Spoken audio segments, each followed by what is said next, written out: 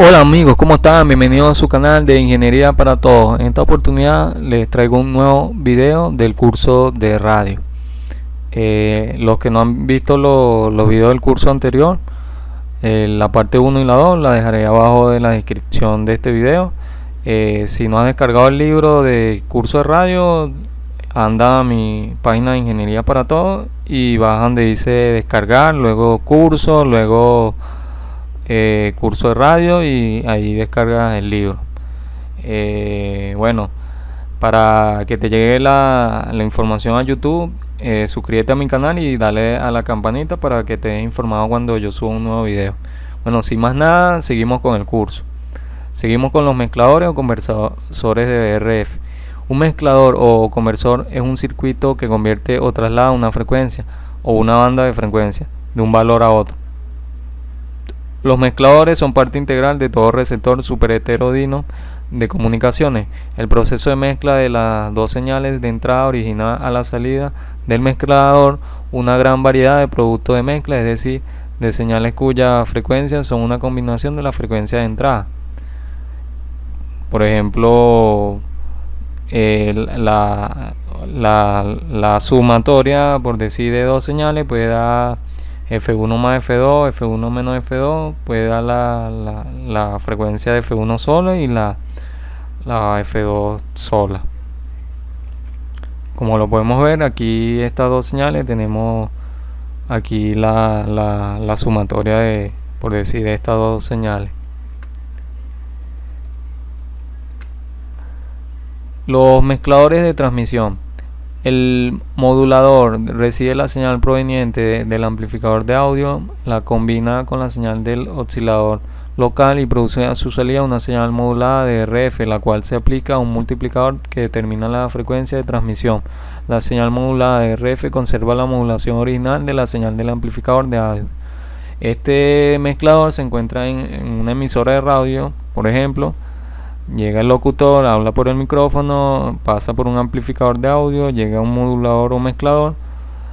Al mezclador le llega también la señal del oscilador local, luego pasa por un multiplicador de frecuencia, pasa por un amplificador de RF y luego llega a la antena, que transmitirá esa señal por el aire hasta el receptor de radio, por ejemplo un radio de nuestra casa. Los mezcladores de recepción. En un receptor super heterodigno, el mezclador recibe la señal modulada de RF, la combina con la señal de oscilador local y produce a su salida la señal de frecuencia intermedia.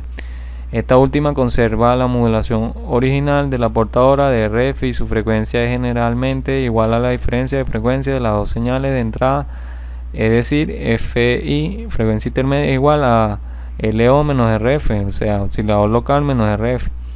Este mezclador es el que se encuentra en el radio receptor, que por ejemplo el radio que está en nuestra casa, y el otro que expliqué anterior es el que se encuentra en una emisora de radio, por ejemplo. En este caso tendríamos el mezclador en recepción, entra la señal del amplificador de RF, pasa por el mezclador, a su vez le entra la señal del oscilador local y sale una señal de FI. Aquí lo podemos ver, un receptor super heterodigno, llega la señal a la antena, pasa por el circuito de sintonía. El circuito de sintonía tiene un variador de un capacitor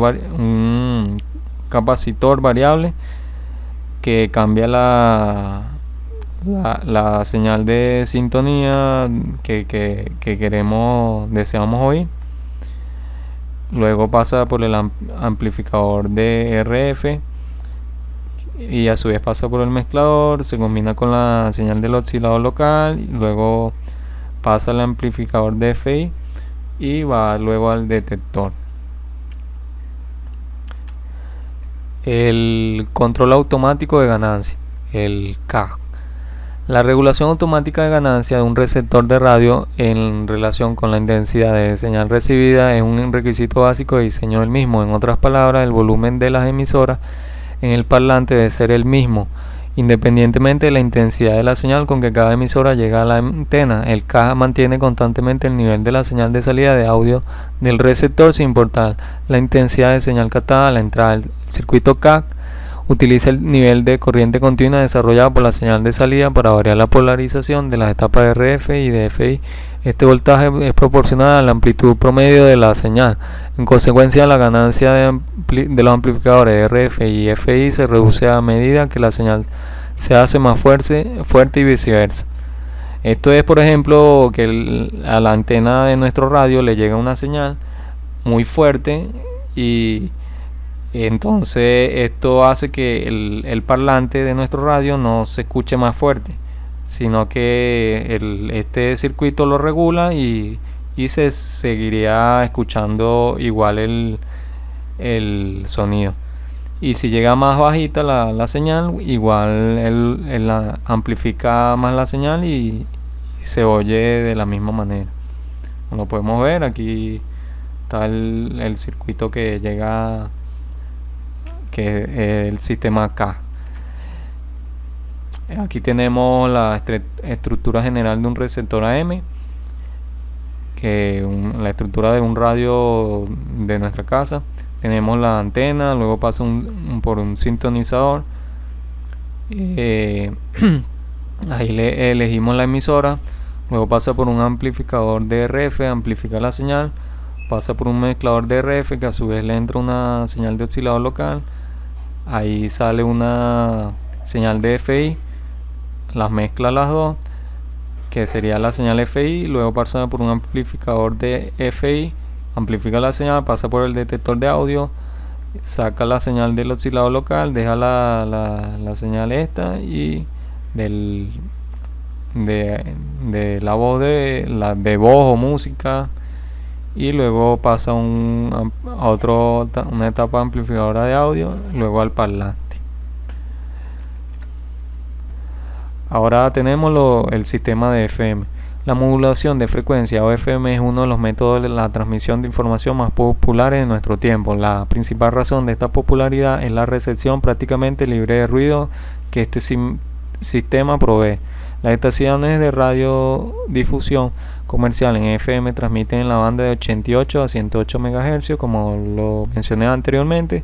A cada emisora se le asigna un ancho de banda de 200 kHz. Como podemos ver, el ruido que hacen los vehículos, los motores y etcétera, nos causan distorsión en las comunicaciones. Por eso es que se escucha mejor en los radios FM, ya que no tiene ese tipo de distorsiones, no se distorsiona la señal. El ancho de banda es 20 veces más grande que el utilizado en radiodifusión por AM, donde se dispone de solo 10 kHz para enviar una gama muy limitada de tonos. La utilización de un ancho de banda tan amplio permite introducir en la señal de FM toda la gama audible de sonido, desde 20 Hz a 20 kHz, incluyendo sus armónicos. Estos últimos son los que le dan el timbre definitivo a cada sonido, imprimiéndole fidelidad y realismo a cada audición.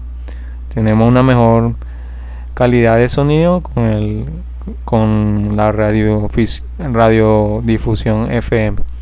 Aquí podemos ver un ejemplo. Vemos que el ancho de banda es más amplio. Tiene bandas de seguridad de 25 kHz por si para que no haya interferencia con las otras bandas, las otras emisoras. Aquí podemos ver un transmisor de FM típico. Viene la etapa del procesador de audio, viene de la antena, viene del micrófono, perdón, viene la red de preénfasis, pasa por el amplificador de audio, luego por un limitador y filtro, tiene un control de alimentación. Esta etapa del procesador de audio, luego pasa al modulador de reactancia, tiene un CAF que es como el que mencioné antes. Controla la frecuencia con unos circuitos, luego pasa por la etapa amplificadora y luego emite la señal por la antena. Tenemos también el receptor, que es muy parecido al de AM. Tiene la antena que llega a la señal del transmisor. Tiene el capacitor variable que regula la emisora, que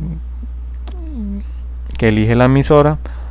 Pasa por el amplificador de RF, llega al mezclador, el mezclador se une con el oscilador local, sale una señal de FI, luego pasa por varios amplificadores, luego pasa por el detector de FM, luego separa la señal de audiofrecuencia y luego pasa por un amplificador y luego llega al parlante. Y tenemos que tiene su fuente de alimentación. Aquí podemos ver el proceso de mezcla en el receptor, parecido al de AM, es igual, pero con frecuencia más alta. Aquí tenemos un circuito integrado, sería el sistema de recepción de AM ZN414Z. Es un sistema completo de recepción AM que contiene una misma cápsula de T08 pines, un amplificador de RF de 4 etapas con CAF y un detector a transistor. El circuito consiste internamente de 10 transistores, 15 resistencias y 4 condensadores. Puede operar con tensiones de alimentación desde 1.2 hasta 1.6 voltios. Se especifica para trabajar en rango de frecuencia comprendido entre 150 kHz y a 3 MHz. Nos sirve para usarla en receptor AM. No podemos ver cómo está constituido internamente. Pueden buscar su datasheet.